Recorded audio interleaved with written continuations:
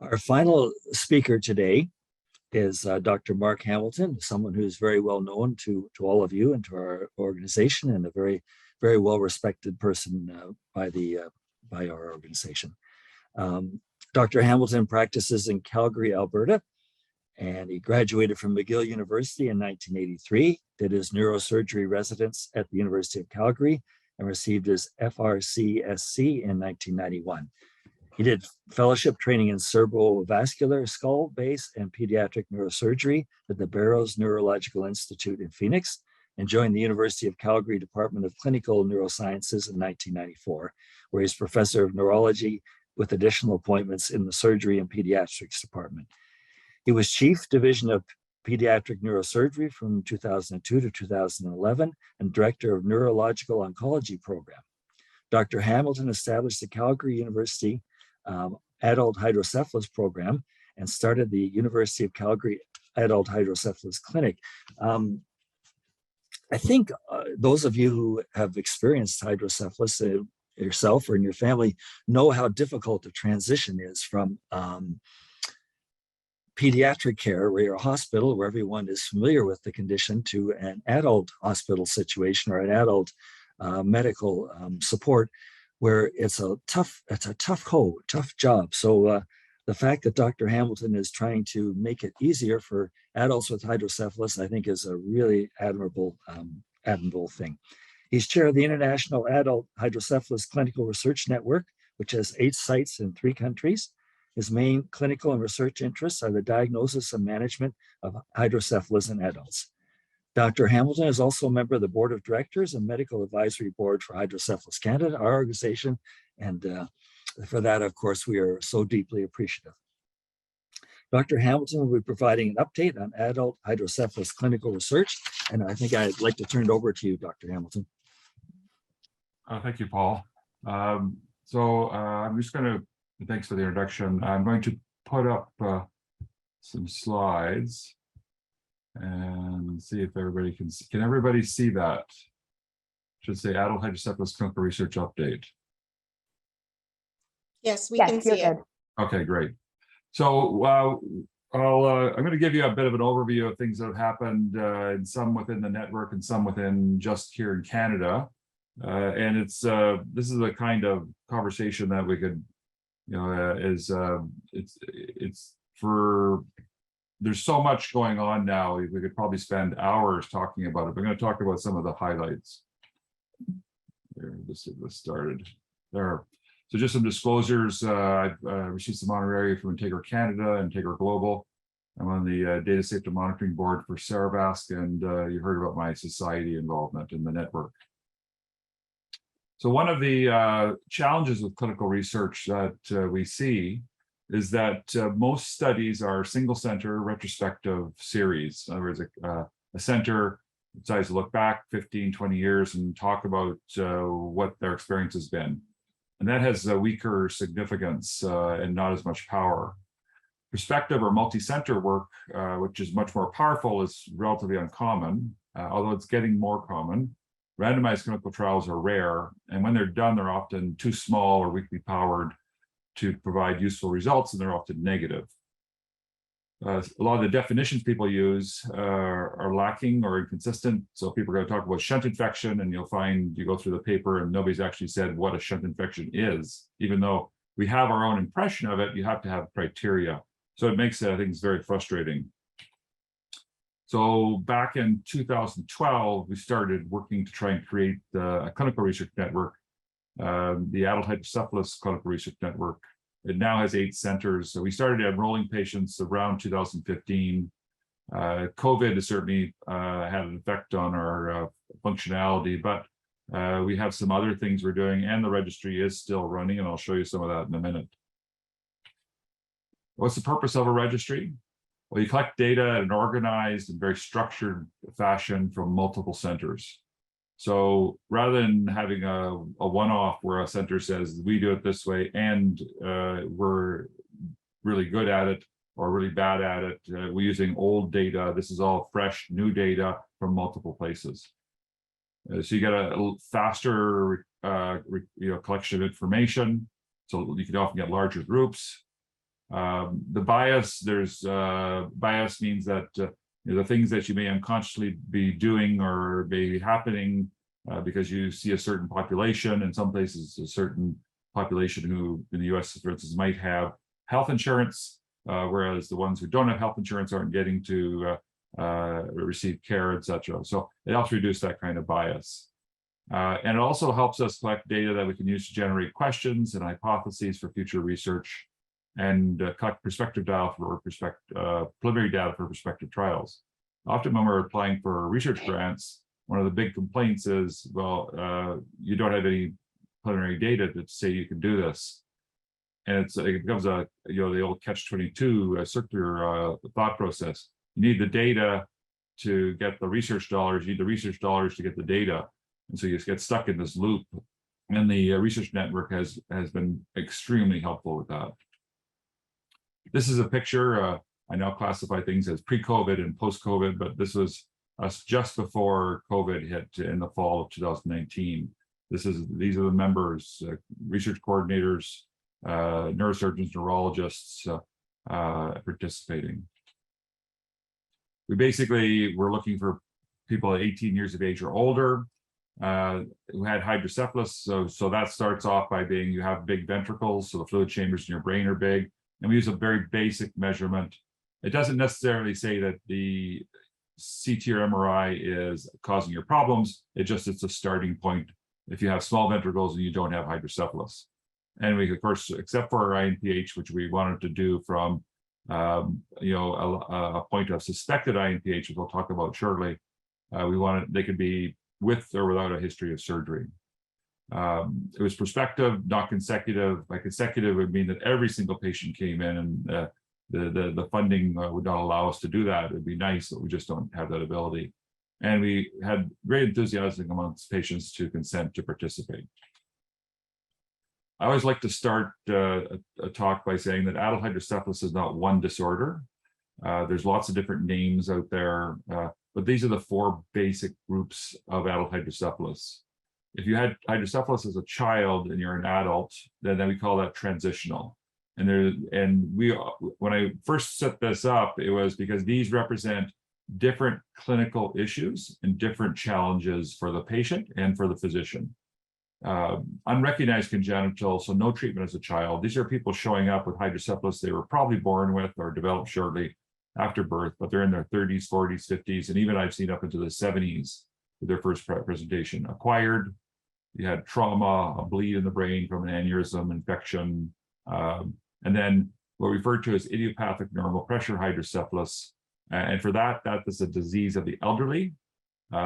There's confusion out there with something called secondary NPH, which is really mostly unrecognized congenital and acquired hydrocephalus. And they're totally different expectations for natural history and for treatment. So this is a good starting point. iNPH does not have a role for something called third ventriculostomy, which I'll talk about briefly. Acquired, non-recognized congenital and transitional patients have potential, and we look to see if that's a possibility if they need additional treatment. This just shows you from back in June, we had representation from all the different four subgroups: transition, congenital, acquired, NPH. And you look down the bottom, this is now about 2,200 patients have been enrolled. This is one of the largest largest prospective data sets on adult hydrocephalus in existence, and will continue to grow. And so this is where we start to understand better by being able to look at bigger numbers of patients. And there's a mixture of transition, congenital, acquired, and iNPH. So we're illustrating that the clinical spectrum of hydrocephalus exists in the adult. The methods, we collect base background information. I'm not going to go through all this, but we have a number of different, we call it data points we want to understand. We do standard examinations, and one of the differences in the network is that all the examiners are trained to demonstrate that they can do this test in a certain way. And that has particular relevance to some of these core assessments. So the history and physical examination, we all understand, but the way we do the gait assessment, the walking assessment, is standardized. And the way we do the cognitive assessment is standardized. If you have multiple centers reporting on tests, if they do them differently, you're going to get different results. So we try to make that much more similar, so that when we're looking at the reports from the MoCA assessments in Center A, they will have been done in the same way as Center B, C, and D, and so on. And we have a questionnaire we use for bladder function. We've added quality of life assessment questionnaires as well. So I'll show you a couple of examples of what the network can do. And these are preliminary studies, but this is still really powerful information. So this is dealing with third ventriculostomy. And third ventriculostomy is an operation where you go in and you have a block to flow of spinal fluid at the back. And this is an example of a benign tectal tumor. And you make a hole up front and it lets the spinal fluid out into the normal pathway. So one of the questions that was around was, does chronic hydrocephalus benefit, do patients with that disorder benefit from having a third ventriculostomy? So a lot of us suspect things, a lot of us support doing the procedure, but can we prove it? So this is a study very early from the network where we had a group of patients who'd had that testing, that standardized testing for cognition and gait before the operation and after the operation, some with 5 months follow-up and some with 14 months follow-up. We're now at the point where we're going to repeat this, but we've got bigger numbers and longer follow-up. So as this is, the network can actually provide evolving information about duration of effect and strengthen the numbers that I'm going to show you. Now, this may look busy, but this is looking at the median gait velocity. So if you walk 10 meters back and forth, how fast did you do that? So a young normal adult might get 2 to 2.5 meters per second. Somebody who's in trouble is usually under 1 meter per second, but a young person under 2 meters per second, say at 1.1 meters per second, might be having difficulty. So it's a bit age dependent. But if we look at the gait velocity in the group that had 14 months of actual follow-up, this is what it was before they had their operation, 0.7 meters per second, very abnormal. The change after 14 months of follow-up, 1.3 meters per second, almost doubled. That's a significant improvement. And then within patients, in other words, if you took each patient and said, how much did each patient improve? The median was about 0.4 meters per second. So this is the strongest data that's ever been produced, even with small numbers because of the way that information is collected, that shows the benefit of this. Here's looking at MoCA. MoCA is a measure of cognition. And we use that for hydrocephalus patients, not so much because of, sorry, my screen may be showing you some widgets. But we use MoCA because it's more sensitive to the effects of hydrocephalus in the brain than many other tests. And we have a whole bunch of other tests we use as well. But you can see here that the pre-MoCA was 23 in this 14-month group. That's abnormal for the age of this group, which is usually in the mid-low 50s. Post-MoCA, it had gone up by 3, and then the average change per patient was about +2. So again, even with these small numbers, we're showing benefit. These are clinically significant changes in these patients. So from this, we can conclude that gait velocity is improved, both I didn't show you the short term, but it's a short term and long term. 100% of the patients improved in the long term follow-up. Clinical worsening was rare. So this is a safe operation. And so that's powerful information about the use of this operation in that one or two subsets of adult hydrocephalus. We have personal bias that it's probably safer for these patients than a shunt. And so needs to be considered as a possibility. So let's just talk a wee bit about how the network is doing with regards to iNPH. So one of the starting points for any discussion about iNPH is how common it is. And we did this systematic review and meta-analysis back in 2018. And it showed that the prevalence, and I'm not going to get into a discussion of the difference between incidence and prevalence, but most of the information we have in adults and older patients is prevalence. We can get both in infants, but the prevalence in the elderly is far in excess of what it is in kids. We tend to think of this as a pediatric disease, but it's really a disease of all ages and much more common in adults. So how common is iNPH?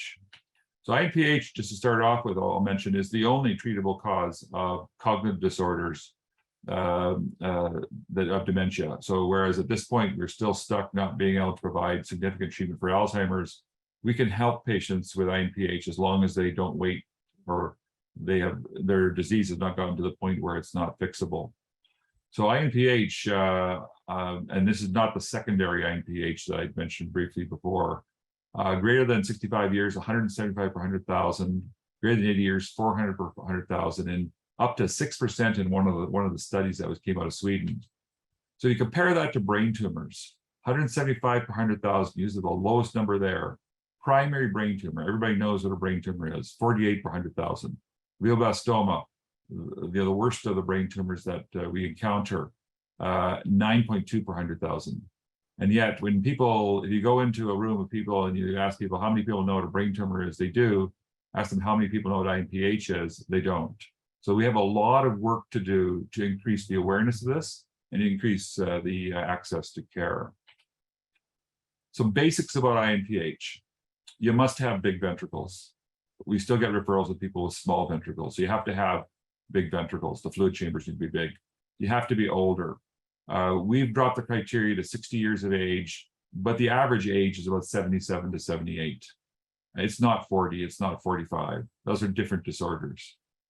You have to have almost always gait or balance issues. Pure cognitive dysfunction is not iNPH.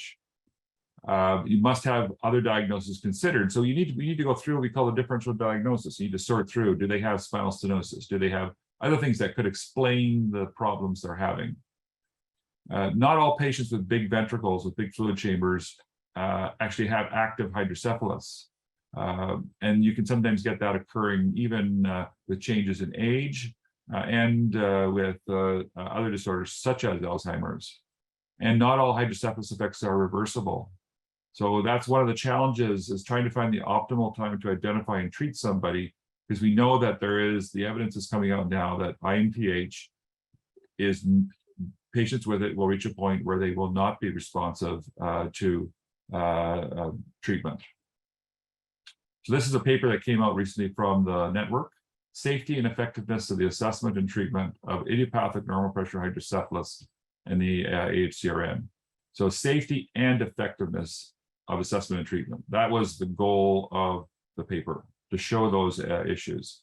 This is what what happens in a standard fashion. So this shows as you go down this, and it becomes darker, the chances of making sure that if you put a shunt in, the patient's actually going to get better because you identified the right patient, increases. So if you just use up here, clinical exam and the MRI, you've got less than a 50% chance. So more than 1 in 2 patients who had a shunt put in would not get better because they had the wrong diagnosis or things were not reversible. So we all use these things called CSF removal techniques, called lumbar puncture or lumbar drain, which mimic the effects of a shunt. And by doing that, you increase the chances of picking up people, so the sensitivity increases. But if you don't do this, if you don't do something like this, you're really subjecting half of the people to surgery without a chance of getting better. If you do a lumbar drain, it's more sensitive, but if you do a lumbar puncture and you see a result, it's equally predictive. So this is from the network, just to give you an idea of the flow. So this was back in 2018 when we looked at we had information and follow-up on patients. If you start off the group of all the patients in the network at that time, is about half of what it is now. There were about 47% of them were suspected iNPH, and that's how we look at somebody when they come through the door. Then there's some patients where you rule out iNPH because they've obviously got spinal stenosis or something else. And there's a group that we don't, a rare small group where they might go directly to shunting, but the majority go through CSF drainage, or we decide, or they decide they don't want to have CSF drainage. And then of the ones with CSF drainage, about just under half have a positive effect. So, and that sort of fits with that idea that if you don't do CSF drainage, about half of the patients don't get better and they don't have a response to lumbar drainage. So it's important to do this. And this illustrates over time what happens in the group that has a positive response to drainage and then goes on to shunt, looking at gait velocity. So I mentioned a while ago that a meter per second, this is the gait velocity over here on the far left, a meter per second is the lower limit of normal gait velocity in the elderly. And you see that almost all the patients, when they were first assessed, were low, 0.75 meters per second. While they were waiting for their lumbar drain or lumbar puncture, they actually got worse. After that, they got better. After they were shunted, they got better and better and better. And then a year out, they were still better. So if you look at it a different way, how many patients will have a change in gait velocity over time? About 80% will improve about greater than 0.1 meters per second, and 65% greater than 0.2 meters per second. So this is big perspective data demonstrating that if you follow those pathways, you do that assessment protocol we call guidelines, that you can pick patients in a reliable fashion and provide them surgery that will make them better. And so this is, we thought this is extremely powerful. Complications were very low. There was one within the whole network, one infection. There were, we call 5.7% serious complications. By serious, it means they required additional surgery. Most of these were related to one site where they had to change their surgical strategy. So they used it as a quality improvement technique as well. And none of these were life-threatening complications. No patient died as a result of surgery. And in the follow-up of 1 year, there were 4 deaths, 2.1%. But we're dealing with a population of people who the average age is 77, 78. And the oldest person I've done shunt surgery for was 92. So there are other things that can cause mortality, and this doesn't differ from the age mortality rate that we would expect in a normal population. So in summary, if you do the proper testing and you pick those patients, it's safe, effective, you get good results a year when you follow them up to a year after surgery. And we'll be doing later, longer term follow-ups in this group. And this is probably better than most people think it is. Now, we've done other research, and some of this is still pending to come out. We're looking at shunt infection prevention, shunt failure. But I want to talk about the PENS trial briefly. Now, after all I've said, it may be counterintuitive. I'm going to talk to you about a study there where we have to prove to people that shunting is effective for patients with iNPH, but we have to. We've been working on this, a group started close to 14 years ago, and it sort of got to the point where we were able to do a pilot study, and now we're doing a bigger multi-center study. This is an example of the challenges that are out there. This was an editorial from the editor-in-chief of one of the major neurology journals. The emperor has no clothes. He said there is no such thing as idiopathic nerve pressure hydrocephalus until somebody proves it with a proper trial. There's a lot of neurologists who don't believe in this disorder. There are a lot of neurosurgeons who don't believe in this disorder. And it's because nobody's ever done the proper study to prove it. Now, because of that, a lot of people aren't getting access. A lot of departments don't have hydrocephalus programs. So we undertook this study to do just that, to prove it. And we had to do it in a safe and ethical fashion. So it was we did this placebo. The PENS actually means placebo.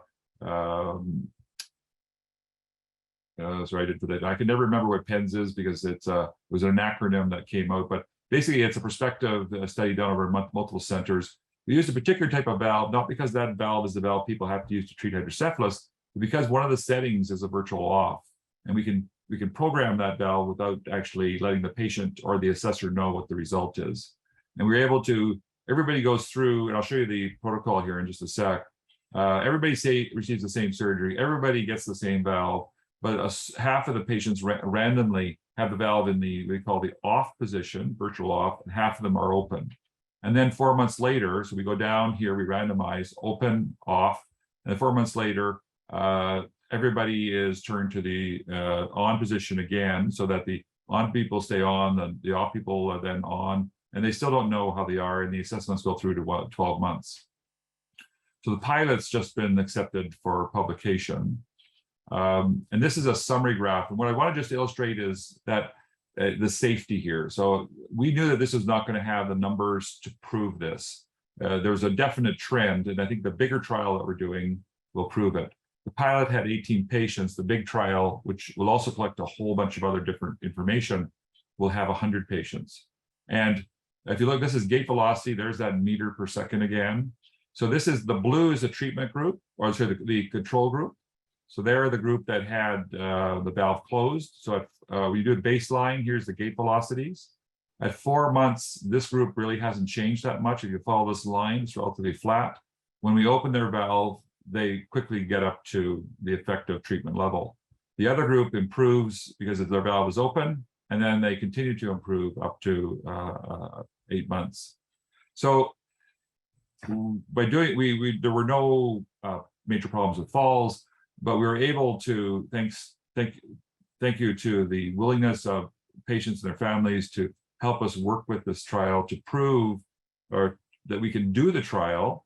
And this is now going to lead us to this next version of the trial where we've made some adjustments, but we will, I think, finally have a trial that has enough patients and enough power that we will hopefully demonstrate that shunting is effective.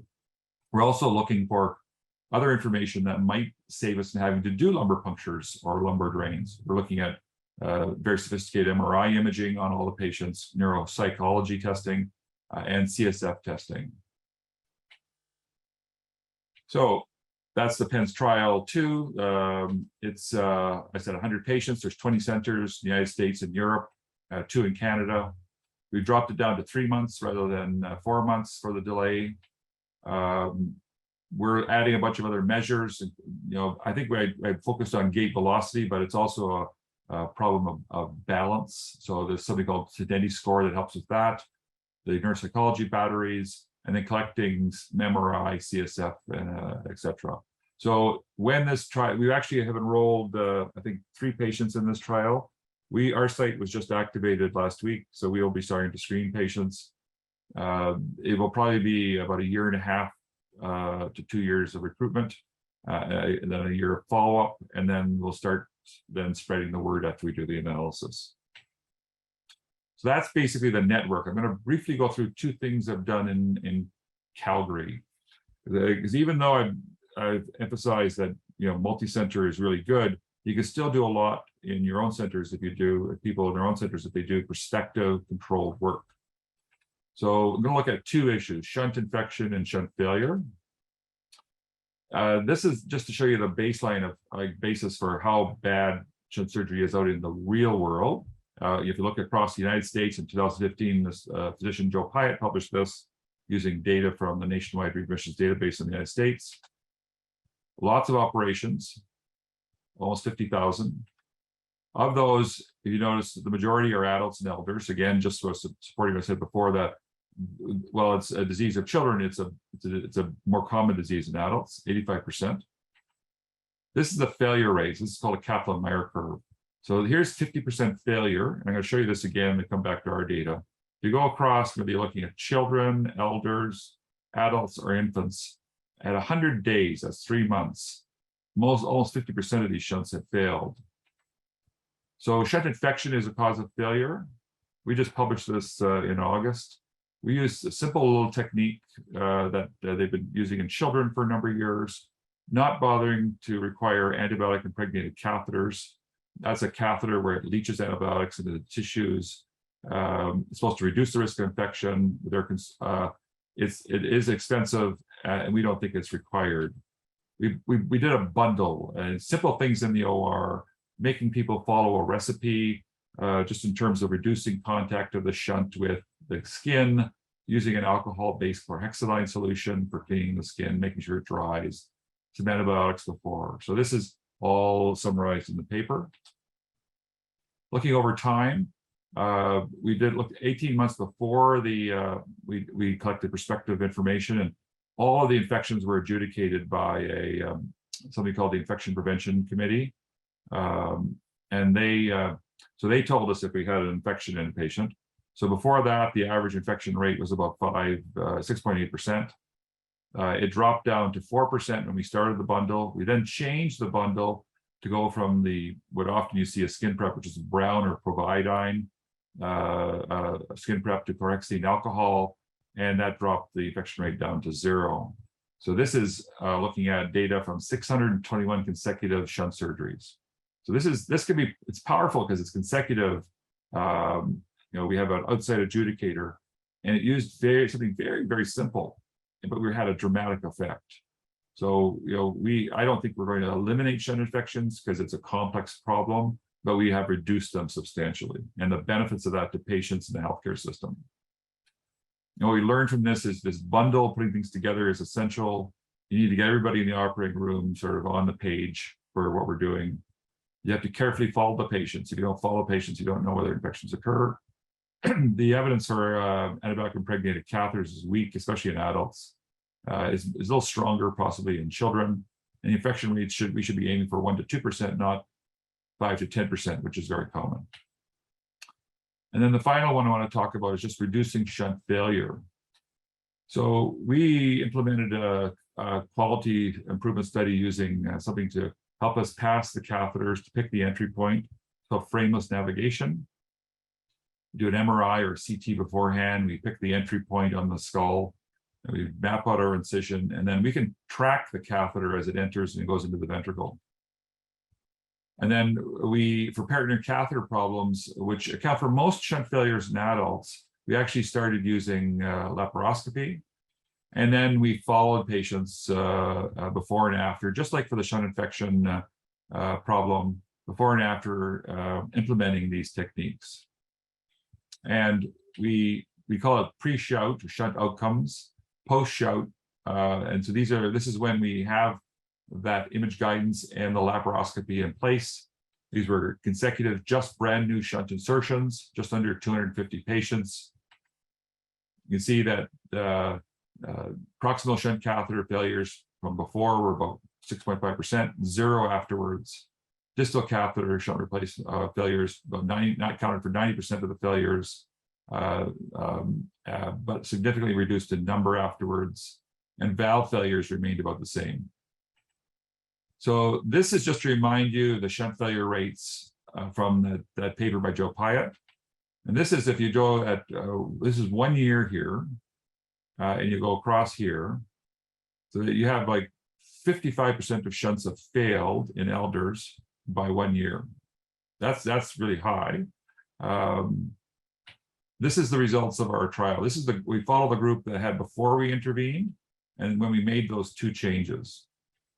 This is 1 year here. These are years. This is 7 years out here.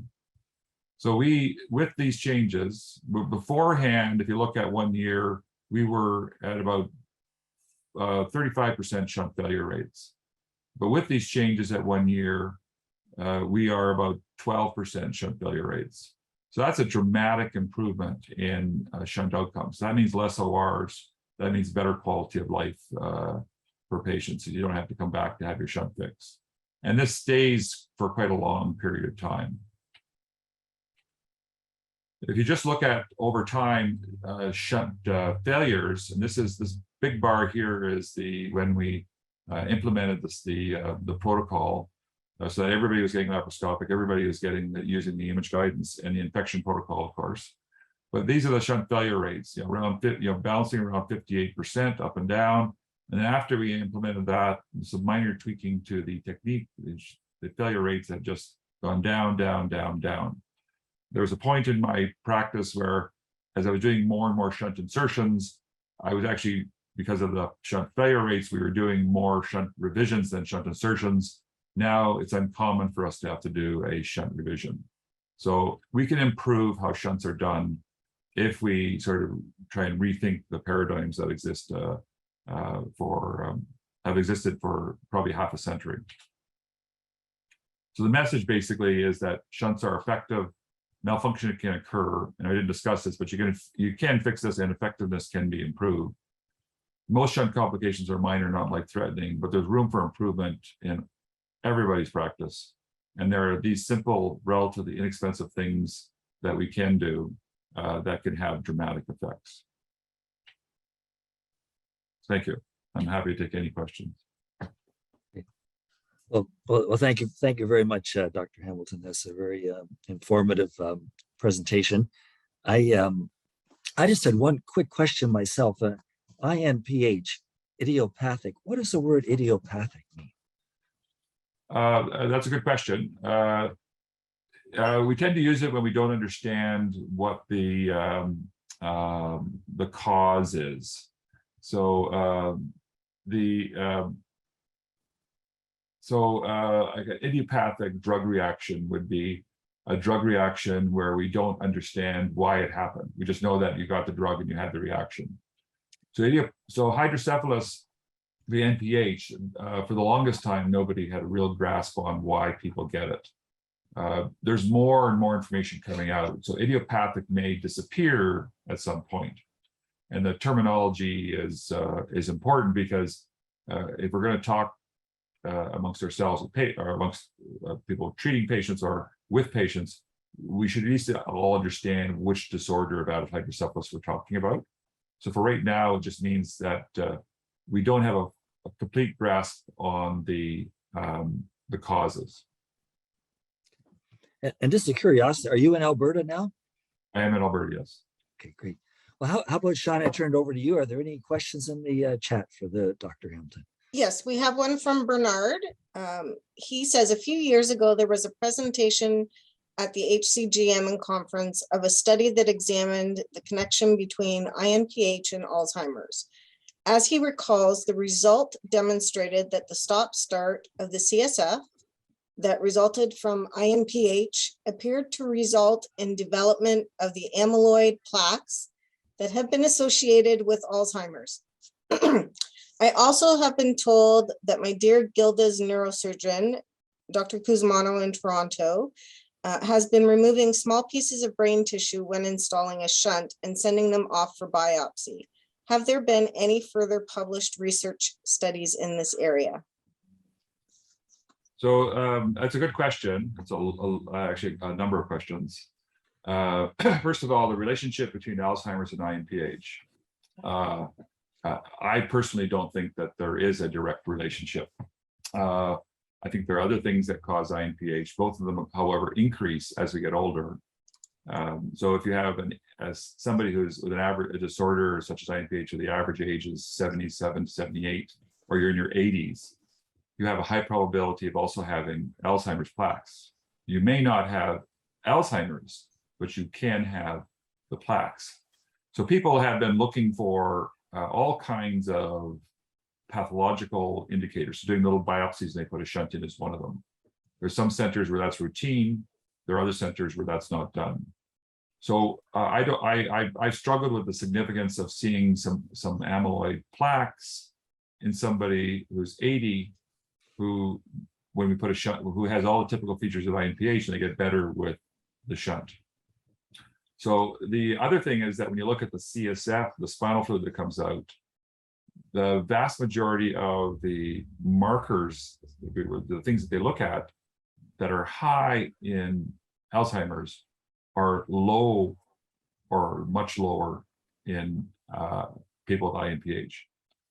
So I think what we're looking at is two people on a train, but they're two people on a train. They don't have anything to do with each other. These are like, you can have overlap. You can have, both disorders occurring. The way we approach this idea is I tend to be what I refer to as a pragmatist. So if I do the testing and you're getting better, and I put a shunt in and you're good for 3 or 4 years, or 5 years or 6 years, who cares if there's another disorder? We're trying to treat the one thing you have. If you have heart disease and lung disease, you're not going to treat one and ignore the other. You're not going to not treat one because of the other unless there's some major problem. So that's where it sort of stands right now. It's there's a lot of questions about the pathology and the pathophysiology that need to be answered. But people shouldn't get hung up on a fear that Alzheimer's is going to prevent them from getting better if they really have a response to that testing protocol I mentioned that we went through. Great, thank you. With regards to protocol guidelines and assessments, does every center follow the same assessment protocol guidelines in Canada? I wish. No, I don't think they do. I haven't sort of questioned everybody, but I suspect there's some variations. I think so. The message I would give is that, those guidelines I showed, that diagram's from 2005. Back then, when I did what many people still do today, if the neurologist sent a patient and said, I think this patient has iNPH, to put a shunt in, I'd put the shunt in. If I saw somebody who had big ventricles and it sounded like iNPH, I'd offer them a shunt. And my success rate was exactly what the guidelines said it would be, about 50%. So my moment of epiphany occurred when I was meeting the person who helped develop the guidelines and decided to use them, because if you're a pragmatist, if you get a response and you put it in and people get better, you don't have to sort of deal with a lot of the fuss and bother of other, nobody wants to have an operation where it's 50-50. I think most people would prefer to have an operation where, for instance, if I have somebody with a positive lumbar drain test, I can tell them that there's a 95% chance that they will get that same response or better with a shunt. That's the way we should be practicing this. So, and then I'm sure there's variation out there. Thank you. You mentioned that people with suspected iNPH aren't always good candidates for shunting. So what happens to those people? Is there any treatment that will help improve their quality of life or their symptoms? Sorry, just to make sure I heard you clear, I mentioned that there are some patients who suspected iNPH who are not candidates for shunting? Correct. Yes. So they either have had iNPH and things have gotten too severe and the damage is permanent and it's not reversible, or they have other disorders that mimic iNPH. They could have Alzheimer's disease. Nobody has really taken that group of patients and followed them for years out, or taken that group and shunted them consecutively to prove that they don't get better with a shunt.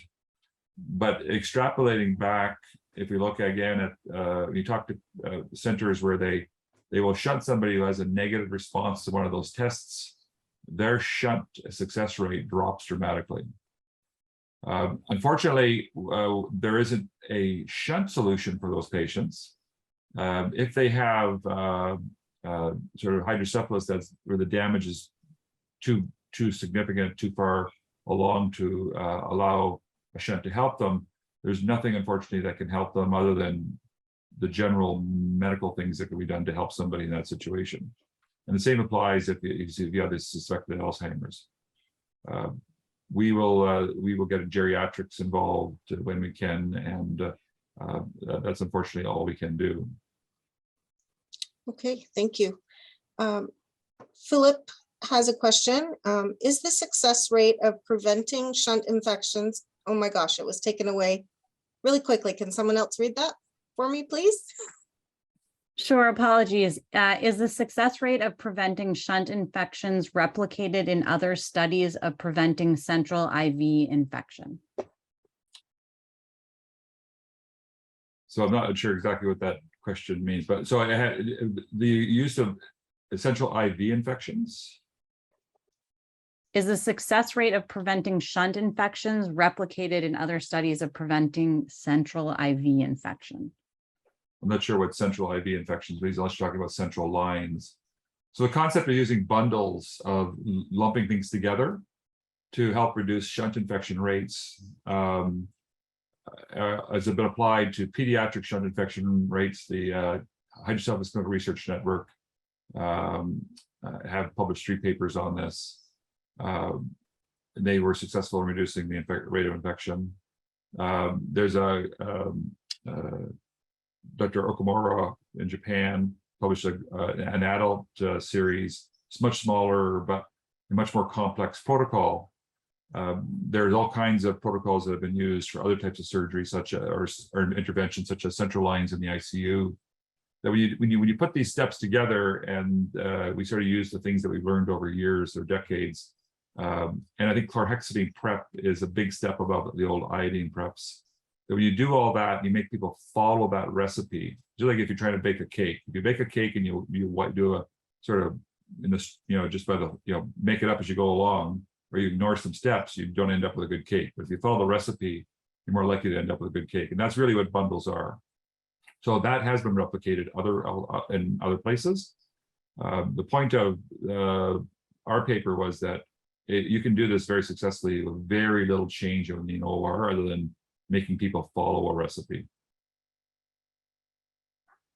Thank you for that answer. That's all the questions I have for today. Thank you. Great. Well, I'm sure you've heard this before, Dr. Hamilton, but on behalf of everyone in our association, I think your contribution to what we do is beyond calculation. So thank you very much.